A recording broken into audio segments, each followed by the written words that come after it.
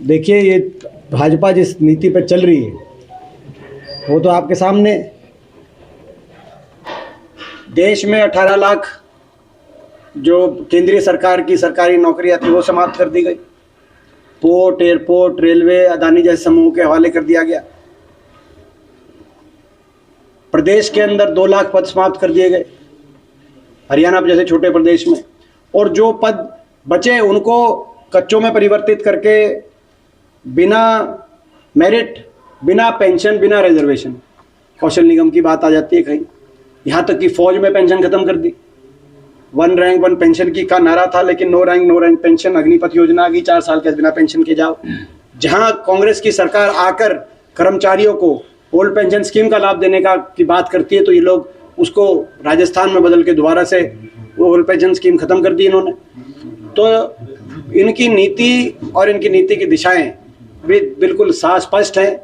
इसमें मैं समझता हूँ इसी बात को लेकर हमारा एक बड़ा वैचारिक मतभेद भारतीय जनता पार्टी के साथ है और ये लड़ाई लड़ेंगे। जो 2 लाख पद समाप्त किए गए सरकार ने, उन 2 लाख पदों को तुरंत भर्ती निकाल कर with pension, with merit, with reservation और समयबद्ध वृद्धि, कैलेंडर निकाल के समयबद्ध भर्ती करने का हम काम करेंगे पूरी पारदर्शिता के साथ और कैलेंडर के समयबद्ध तरीके से वो भर्ती करने प्रक्रिया करने का काम करेंगे। दूसरा, जो निवेश में हमारे समय में देश में नंबर 1 था हरियाणा, क्योंकि सरकारी क्षेत्र की रोजगार और प्राइवेट क्षेत्र का इन्होंने कोई हरियाणा में औद्योगिक क्षेत्र नया इंडस्ट्रियल मॉडल टाउनशिप IMT की कोई स्थापना नहीं करी।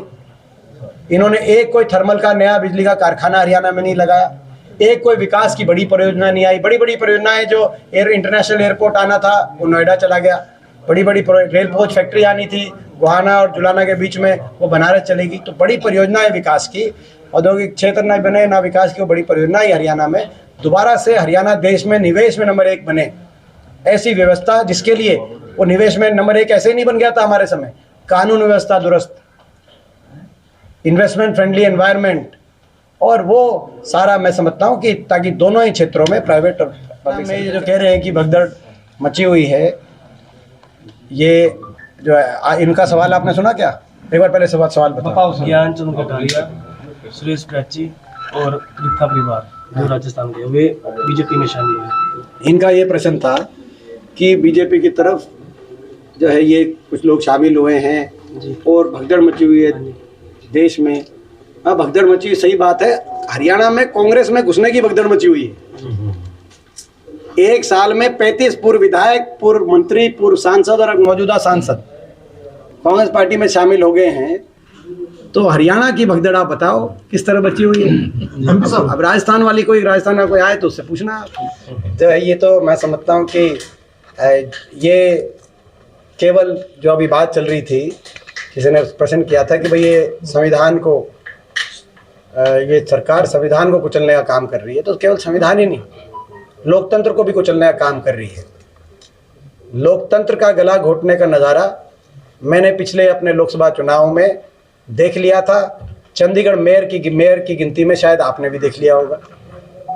तो ये तो चल रहा है और इस बार फिर भी हम लड़ाई लड़ रहे हैं और मुझे विश्वास है कि जनता इस बार हमारे साथ न्याय विधानसभा द्वारा रचित वो संविधान, जिस संविधान की नींव पर ये 70 साल देश आगे गया, जिस संविधान में हमारे पूर्वजों के भी, जिसमें बनाने में उनका योगदान रहा, मेरे स्वर्गीय दादाजी रणबीर सिंह हुड्डा जी का भी योगदान रहा। आज जब कर्नाटक से कोई अगर ये चुनौती दे रहा है अनंत कुमार हेगड़े कि हम 400 सीट लेके और संविधान को तोड़ने का काम करेंगे, तो उस चुनौती को हम स्वीकार करते हुए उनको दोबारा चुनौती हम भी देते हैं। आप संविधान को 1 इंच भी आपको बदलने में नहीं देंगे।